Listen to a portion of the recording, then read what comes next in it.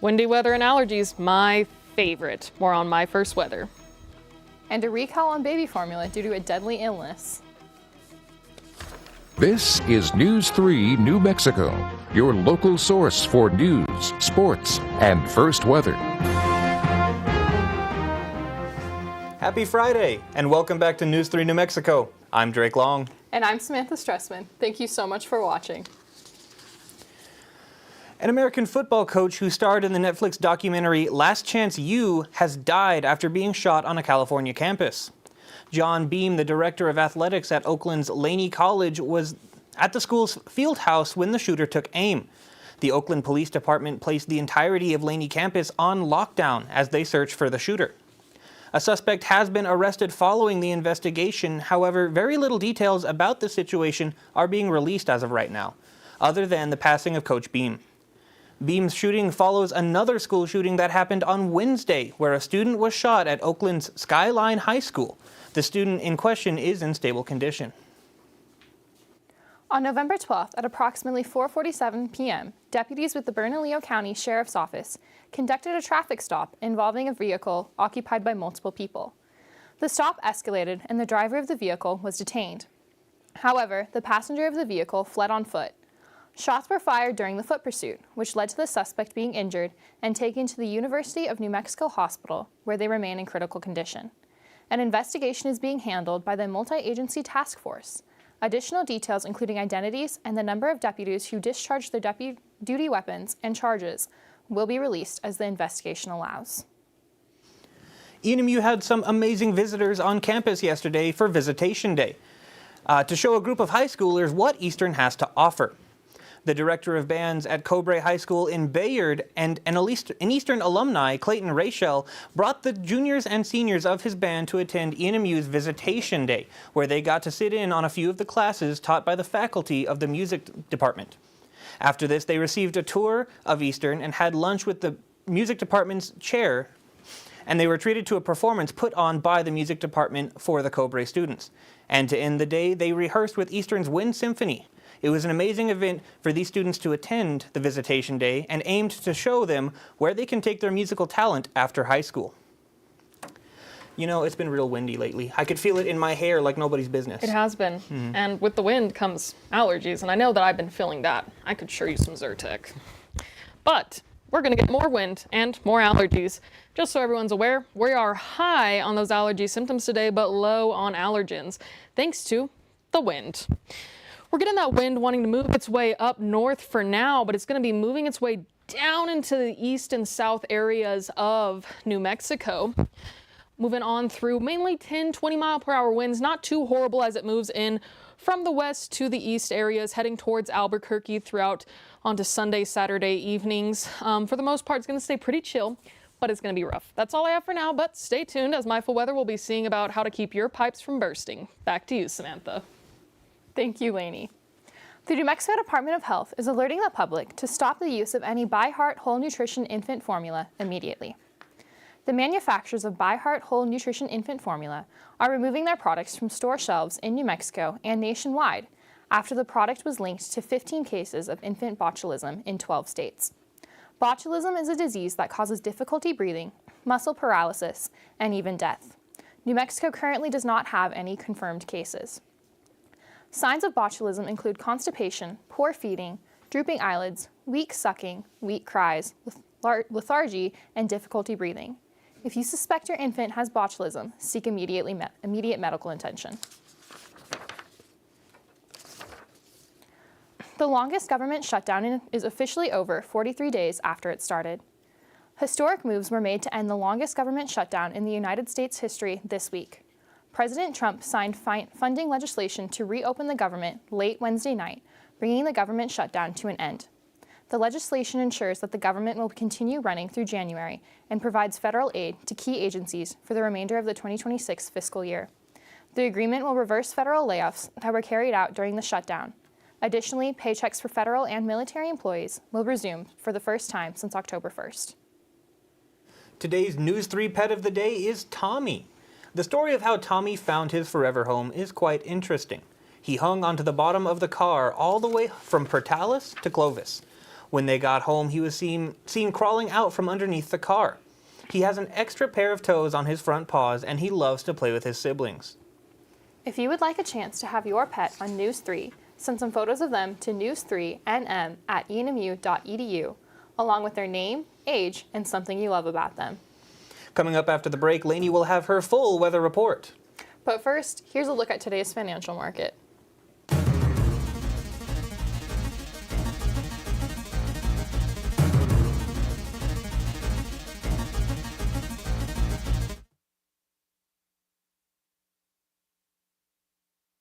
Yeah, let me walk around while doing it. Welcome back to News 3 New Mexico. My name is Lainey Carlock, here to take a look at that weather. Today we'll be talking about the weather, and I really hope that my mic is not bumping because I don't know how to fix it. I just wear too much clothes, I guess.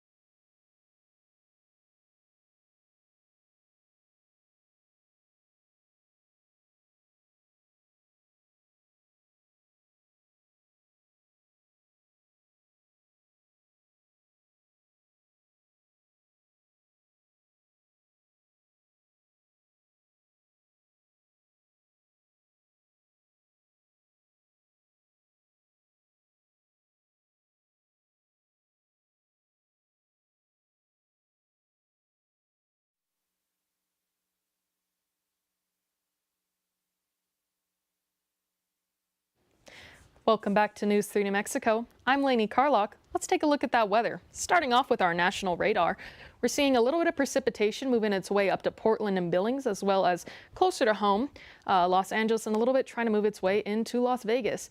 In all of that, we're getting a little bit of a snow mixture moving into those areas, so snow's finally on its way, hopefully a little bit for New Mexico. And as we know, with snow and colder weather comes pipes. Pipes freeze, pipes break, they bust, and I'm here to tell you how to hopefully keep that from happening. Now, pipes will freeze at 32 degrees or lower, which is a freezing temperature for water. How to prevent this? Outside pipes should be wrapped in insulation and reflective materials that will absorb the heat and keep them from bursting. As for inside pipes, leave cabinet doors open to the house so that heat can get in and warm up these pipes. This is very important. We do have water shortages in New Mexico, so making sure that we can keep these pipes from bursting and conserve water is important for us all, especially in times where water bills are something we do not want to pay. Let's take a look at those current temperatures. It has gotten a little bit hotter this last week, I will admit, but we are seeing a cold front wanting to move its way into New Mexico. For now, however, we're sitting at about 65 in Farmington and 63 in Gallup, a little bit lower. I would love to have that. And it's 60 in Santa Fe, 73 in Albuquerque. But as we move into that eastern part of the state, we're going to see a little bit of a rise in those temperatures, 71 in Portales and 76 in Roswell, 68 in Clovis. And we can't forget about our Texas friends, 76 in Lubbock. Our lows will be finally getting down, although it looks like we only have about one freezing temperature up in Raton at 32, 41 in Farmington, and 36 in Gallup. These temperatures will not stay as they are. Again, we are getting a cold front that's going to move its way into next week, so temperatures are going to get cold and possibly freezing in some parts of the state. 44 in Portales, 42 in Clovis, 38 in Tucumcari, and 42 in Amarillo. Tomorrow's highs, 72 in Raton, 69 in Farmington and Gallup, and 73 in Albuquerque, with 82 in Portales and 85 in Roswell. Let's take a look at that 7-day forecast, why don't we? Starting off our forecast with Roswell, my personal hometown. Sunny with a little bit of cloudiness on Tuesday and Wednesday, and some raining coming possibly at a 33% chance on Thursday in the 80s, 70s, and 60s, down to the 40s for the lows. Carlsbad, once again sunny, a little bit of cloudiness on Tuesday, Wednesday, Thursday, up into the 80s and 70s, down into the 60s, and down into the 50s and 40s. Tucumcari, sunny, a little bit of windiness on Monday, cloudiness on Tuesday, Wednesday, Thursday in the 80s, 70s, dropping down on a 55 on Thursday and down into the 40s and 30s. And finishing off with Portales, sunny with a little bit of windiness on Monday and some rainy on Thursday, down into the 40s and 30s for the lows. Let me tell you, I think we could use some of that rain. I do think we could. I personally love it when it rains. Not so much when it snows, however. Oh, I love the snow. I think it's a little cold for me. After the break, Lorenzo will have his full sports report. So make sure you stay tuned.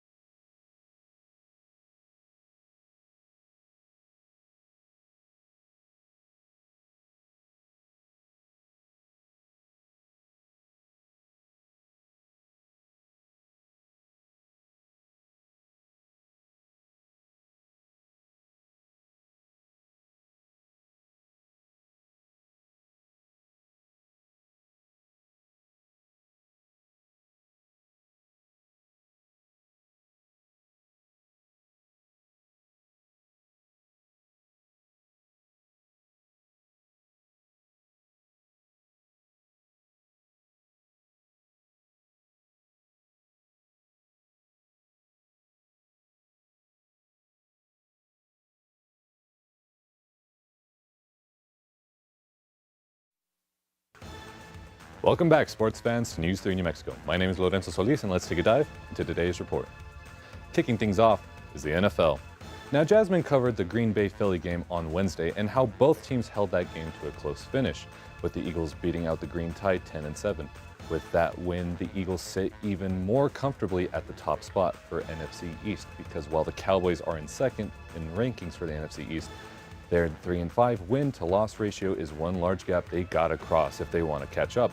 And in third are the Commanders in 3-7, and in fourth are the Giants, and they need to do some catching up of their own with the gap season of 2-8. For NFC North, Detroit has taken the top spot in the rankings with a 6-3, and following close in second are the Chicago Bears with the same win-to-loss ratio. As for third, Green Bay has dropped in the rankings after their loss to Philly, dropping them to 5-3. As for fourth, it's the Vikings 4-5. The Buccaneers are still on top for the spot in NFC South. While they did take a loss to the Patriots, they're still holding strong, 6-3. Sitting pretty in second are the Panthers with an even ratio of 5-5. Falcons in third with 3-6, and the Saints in gap fourth with 2-8. As for NFC West, both Seahawks and the Rams have been playing footsies at the dinner table for the entire season, because they have had a neck-and-neck score for first for what feels like the whole season. With the Tide 7-2, wins to losses, they're followed by 49ers with a 6-4, and in fourth are the Cardinals, 3-6. Tipping into the next report is the NBA. Right now, the Western Conference has been getting terrorized by the OKC Thunder. Right now, the Thunder have been on a warpath all season as the top team in the Western Conference.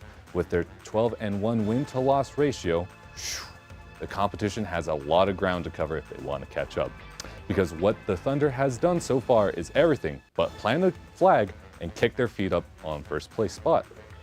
The Nuggets follow in second, 9-2, Spurs in third with 8-3. Rockets take the fourth spot, dropping into fourth where the Spurs were just last week, 7-3, and the Lakers with an 8-4. As for the Eastern Conference, the Pistons are on their own tear as they hold a 10-2 in their first place spot for the conference.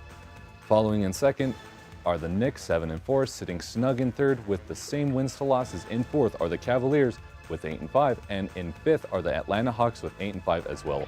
Twinsies. Passing things over from the NBA to something more local, Eastern New Mexico University is gearing to tip off today for their first game of the season, and man, do the Greyhounds look promising this time around. With how well the men's team did in the Lone Star Conference and the accolades the team have been getting for the last few years, this season has been shaping up to be in Eastern's favor. And it seems like the ball is in their court. Speaking of which, we have News 3 New Mexico's own Jasmine Simpson down at the arena live. Let's take a look at what she's up to.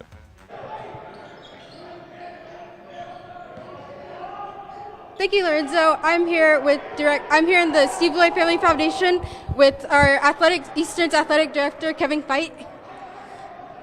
Hi, Kevin. Hi, Jasmine. How are you? I have a couple questions. The first question is, what are you looking forward to do with our basketball this season?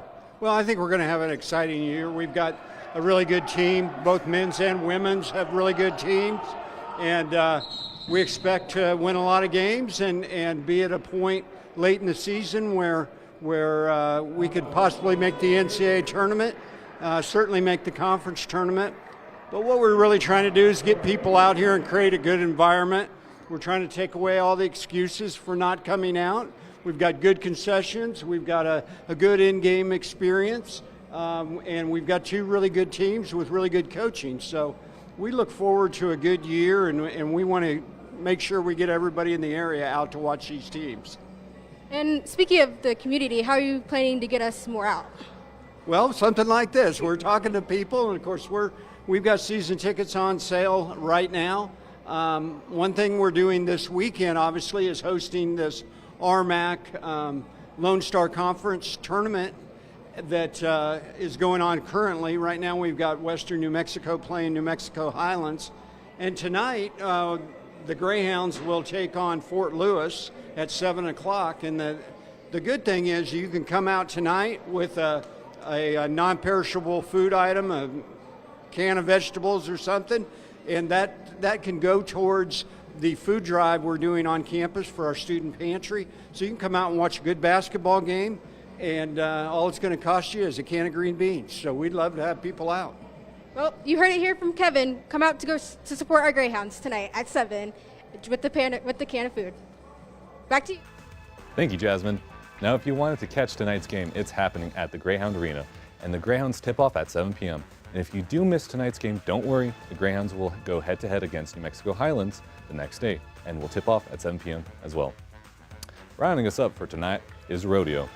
Eastern New Mexico Rodeo is closing out the 2025 portion of the season with a competition hosted by Clarendon College in Childress, Texas.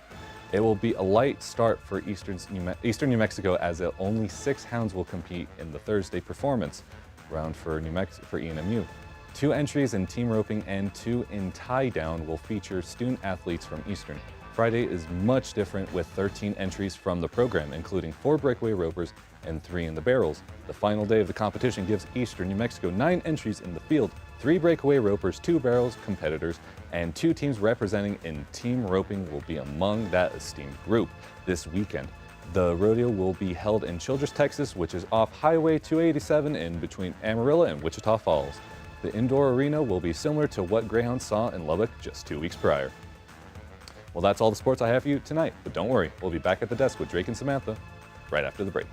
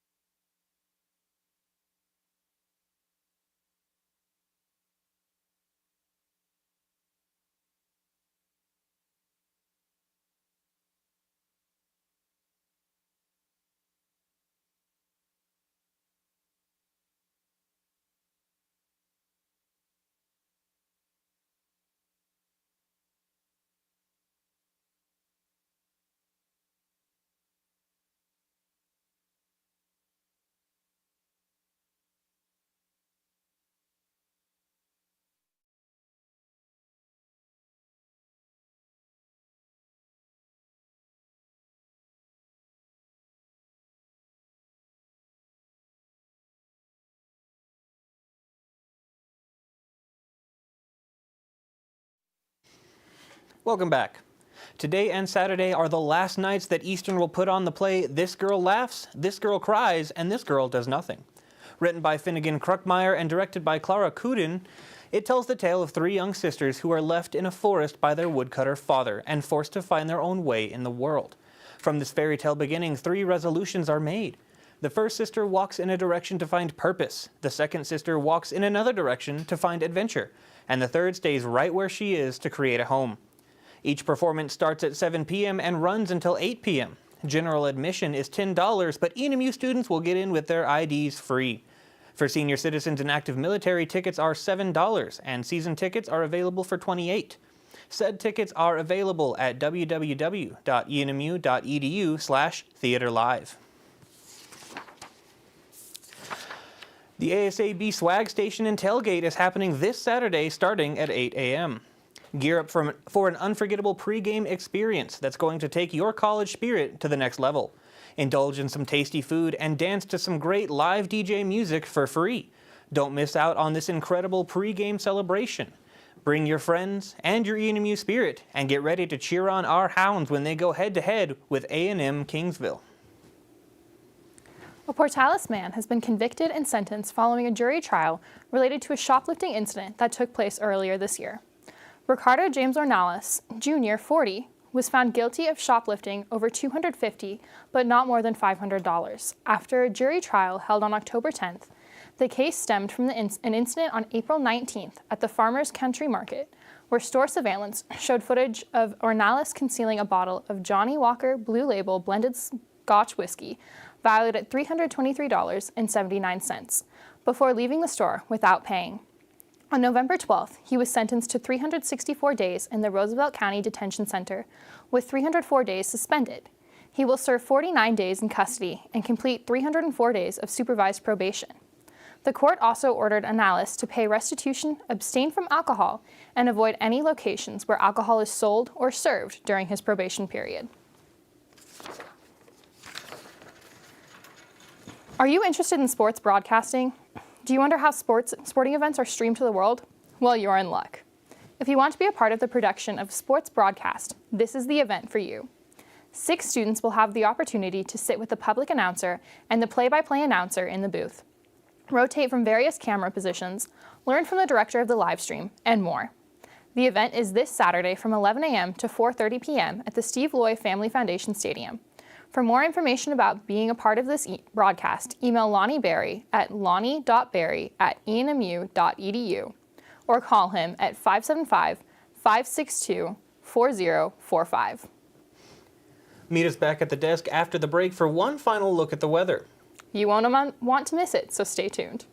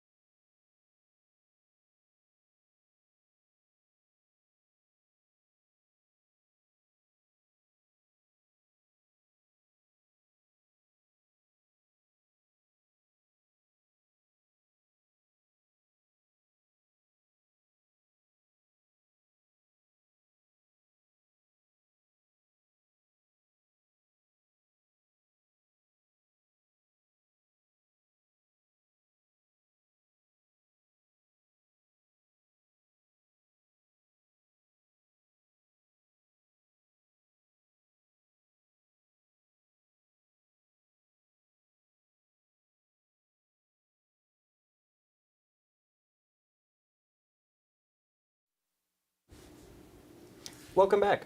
Lainey, can we take one final look at that weather? I know that the Hounds are going to play tomorrow, so what's the forecast for that? Well, it's going to be pretty nice, actually. We're going to be looking at some nice weather in Santa Rosa starting off.